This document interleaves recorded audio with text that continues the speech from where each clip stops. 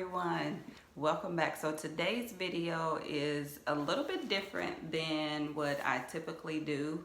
Myself and Jamal are doing a mini marriage series just because we think it's really important for people to understand on a deeper level what marriage is and some things that we have learned over the years. We've been married going on 20 years. We just celebrated our 19th year wedding anniversary this past June of 2020. So next year will be our 20th wedding anniversary. And over those years, we've learned so much from God. We've learned so much about ourselves and about each other and as man and as woman. And so I will be addressing women today. Jamal has already did a video addressing men in marriage. And so we just invite you to come in. I hope this video won't be too long. I try not to get too long-winded, but I invite you to come in, share this with someone else if you find that it's helpful information, and just really sit back and take it in and ask the Lord to continue to speak to you and to deal with you, and that you may truly gain some more insight and clarity on marriage and as a woman entering into marriage. So this, I guess you can title it Preparing for Marriage as a Woman. And I want to start with addressing why are you entering into marriage, first of all, and why do you want to be married? I think those are two very important questions that we must all ask ourselves before we take that leap into marriage. And I have on my shirt today my Proverbs 31. Let me see if you can see it. My Proverbs, She is Strong shirt in honor of today's video. And I'll get into that a little bit later. But, you know, so we want to ask ourselves, why are we entering into marriage? And why do you want to be married? So first question, if you're entering into marriage, you've already gotten that proposal and you've said yes. Why have you accepted that yes? Why have you accepted that invitation? And the second, why do you want to be married? So if you are actively pursuing marriage, or if you feel that that is something that you want to do, why do you want to be married? I want us to remove the fantasy of marriage from our minds and from our motives. You know, oftentimes we think of marriage in this very fantasy type of way. And this is coming from a place, a woman, myself, who has a healthy, happy marriage, that I enjoy being married, and I love and enjoy my husband. So let me be clear that it's not coming from a place of saying that you shouldn't, that marriage is humdrum, or that it should be boring, or that it should be just something that you enter into and then now it's is what it is. No, I'm asking you to ask yourself these questions coming from that place of a happy, healthy, fulfilled marriage. And so when we talk about a fantasy in marriage or any type of relationship, if you're looking for that relationship to go to the next step in marriage, then remember, a fantasy is you imagining things that are impossible or improbable. So when you talk about a fantasy idea of marriage and what we think it will look like, we want to be very clear that we don't have a fantasy idea attached to it, but that we have godly expectations of ourselves and of our husband in there. We can get really kind of tangled up in a fantasy without having godly expectations. And the first thing that we should do is have a godly expectations of ourselves.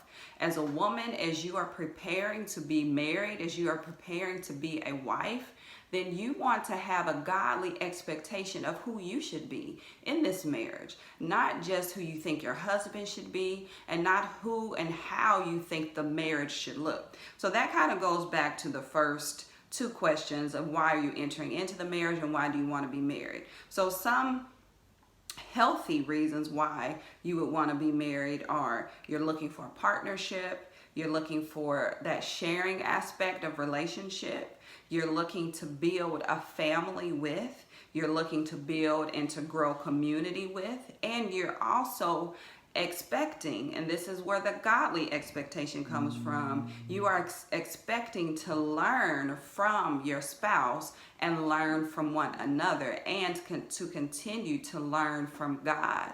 One of the biggest points, and I believe Jamal mentioned this in his video, one of the biggest points and reasons of marriage is that you are learning to die to self. You're learning to die to self. So when we talk about that fantasy idea of a marriage, oftentimes we do not include that part. We don't even think, we don't even consider, I am dying to myself. That's what God requires of us on a daily basis, whether you are married or not.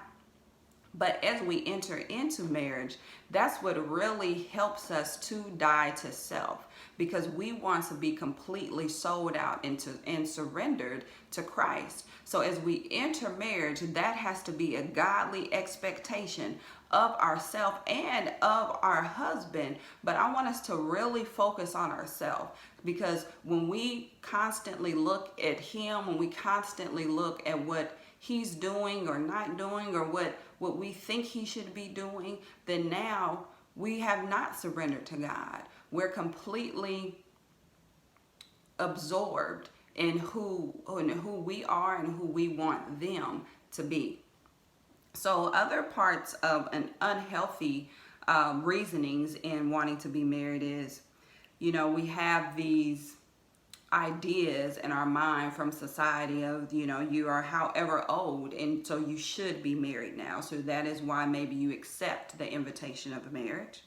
Another unhealthy reason is maybe financial gain or material gain. Maybe you don't want to be alone, or it's ego driven. So seeking some type of platform or bragging to someone. Maybe you are wanting to dominate, control, or dictate another person's life. I hear women often say in a bragging way, I got him trained. That, as believers, that's not bragging. That's not something that we should say. We want to focus again more on ourselves, on our own growth, and prayerfully you have a partner who's doing the same. Prayerfully, you have a husband who is also wanting to grow and also wanting to learn and also wanting to surrender their life unto God. But we can't brag and say, oh, I have them trained, or see, now he knows how to do things around here. No, that shouldn't be something that we brag about, and it shouldn't be something that we put on display. But going back to the unhealthy reasons of wanting to be married, we can get so caught up in what society tells us and what society says our life should look like at a certain period of time, or at like a certain age in our lives, whether that's marriage or children or business or career or whatever the case may be, when that's not always God's time clock. That's not always God's flow. So we want to be very aware and in tune with God. And as we prepare to be married, so maybe you're single right now and you're looking for that mate, you're looking for that godly spouse. One way that we can start to be prepared for marriage is simply by surrendering to God on a daily basis. Yes, there are good things to do that God may instruct you to do as far as preparing for marriage. Maybe it is practicing listening to another person more, because that's very important in a relationship, is listening and communication and really caring about another person. So yes, that absolutely should be something involved in there. But we really want to focus on surrendering to God. That is how you prepare for marriage, because in marriage you're constantly going to be learning how to surrender, how, like I said at the beginning, how to die to self. Because any relationship, whether it is a romantic relationship or even a close friendship or a family relationship, it involves a level of surrender. It involves a level of saying, you know what, I'm gonna step back on this, and I'm not going to allow my ego to drive me to my decision making, to my choices, and to the words that I speak to this person. So one of the very key components in being prepared for marriage as a woman is dying to self, because we want to be completely surrendered unto the Lord. So I want to look at Proverbs 31:25, right? Look, let me look at my, let me look at my shirt and see, make sure I'm getting it right. Let's look at that real quick, because I think it's really vital that we understand. I'm sure many of us are familiar with this, what did I say? With this verse. We've heard it many times before in reference to, you know, wives and being a good wife and what it looks like and all of that. But what I love about this specific verse, and I can leave if you're interested in this t-shirt. I think I ordered it from, I think it's called Faith. I can't remember. It's called Faith something, but I'll leave the link. I'll leave the link for the t-shirt in the description if you're interested in ordering one. But okay, so let's look at that. 31:25, and I really like 25 through 30, but I'll start at 25. So it says, she is clothed with strength and dignity, and she laughs without fear of the future. So that's why this shirt says she is strong. And I love that, because it doesn't just limit you or confine you to, as a wife, this is who you are. No, it's saying as a woman, she is clothed with strength, that she is strong, and that she doesn't worry about the future. So I love that. It says she laughs without fear of the future. So you're able to move forward in your life without the worries and the stresses. Of course, those things will try to come, but that is not your main focus or priority at all. And then it says 26, when she speaks, her words are wise, and she gives instructions with kindness. You know, as we prepare as women for marriage, that's one of the other main keys, is we want to be very mindful of the words that we speak. That goes across the board, whether, again, if you're single or if you're married, if you're engaged, whatever the case may be, you want to be very careful of the words that you choose to speak to someone else. That can have a direct effect on your marriage pretty much immediately. So if you are always speaking in a negative tone, or if you are constantly degrading someone, and you may even be doing it unknowingly. So that's why it's important that we learn to listen, and that's why I said at the beginning, you have to know that these are godly expectations of yourself, that you have on yourself, that God is saying you have to learn how to surrender, and you have to be willing to listen and accept feedback from your husband. So maybe he says, you know, you spoke this to me and I felt some kind of way about it. Or you spoke it to me and it came across as rude. Even if that was not your intention, or if that was not, you know, your main focus of why you said it. Sometimes we do it unknowingly. Sometimes we do it knowingly because we have an attitude or we're irritated about something. But when it says when she speaks, her words are wise,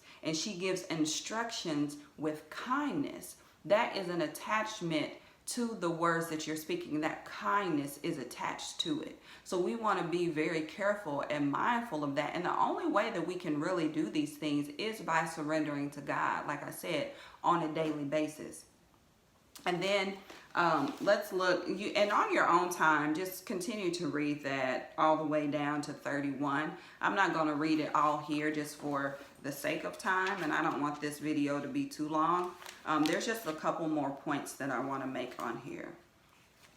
The last thing that I want to say in preparation for marriage as a woman is that we want our focus and dependency to be on God and God alone. We cannot get so hung up on what we think the man is doing, saying, providing in all areas, okay? In all areas, that now our focus and our worship is towards him and not towards God. That's so important that we learn that. Yes, that does not excuse the husband from providing you with the love and with the stability and with a place of comfort that you know that I always love to say, like, I feel my husband is home to me. So that means wherever we're at, I'm at home, because there's a place of peace and security and love that I feel around him. But that should not replace the love and the focus that you have on God. We can get so caught up in the physical person that God has given to us that now all of our stock is in this person, versus putting our attention and our stock always has to be in God. It always has to be in the Lord, because when we don't, then that's where a lot of trip ups come. And I'm not going to go into everything that I have down on that today. I believe a lot of that is going to be in the video that he and I do together, because it's important to really get into that. But I will say this: learning to trust God for what you need, whether it's emotionally or physically, is going to be vital for your relationship to last and to not crumble in that first year, that third year, or that fifth year. We hear of so many marriages that, they say, oh, it was good the first year. It was good the first 6 months. And then things started to change. I believe a lot of that is because now our dependency is on the husband. Our dependency is now on that man. Because remember, the husband, yes, he has his role. And I'm not going to get all into that. Yes, he has his role and his place and the things that the Lord requires him to do. Not you, but that the Lord requires him to do, okay? But he's just a man. So you still have to remember that. He is just a man like you are just a woman. So we cannot have all of our focus and our dependency on this man. We have to always look to God and trust God even to use this person to speak to them and to move through them in ways and spaces and places in our lives. But it's going to be vital. If you want your marriage to last, it has to be that you are depending on God. So I think I'm going to stop right there for today. There's so much more to talk about and to just kind of uncover in this area and on this topic. I believe marriage is a great thing, and I do have a prophetic word on marriage that the Lord gave me a while back, and I believe now is the time to share it. So when we do another video, I will share it on that video. So I pray that this word was helpful for you, and I pray that if you are looking for marriage, that you continue to seek God and that you learn to die to self, that you go into a marriage expecting yourself to grow and expecting from yourself evolution and learning and surrendering and enjoying it. Marriage is a beautiful thing. I'm not gonna say I'm always surprised, but I still do get surprised when people just loathe marriage. But I believe that's only because of experiences that they may have had with marriage, or, in their family, the things that they have heard. But marriage is such a beautiful thing. So I just pray that you continue to be at a place of allowing that the Lord will show you your mate, and that you two will come together truly as one. So thanks for watching today. We love you guys, and I will see you next time. Make sure that you tune in for the next marriage video. See you guys later. Bye-bye.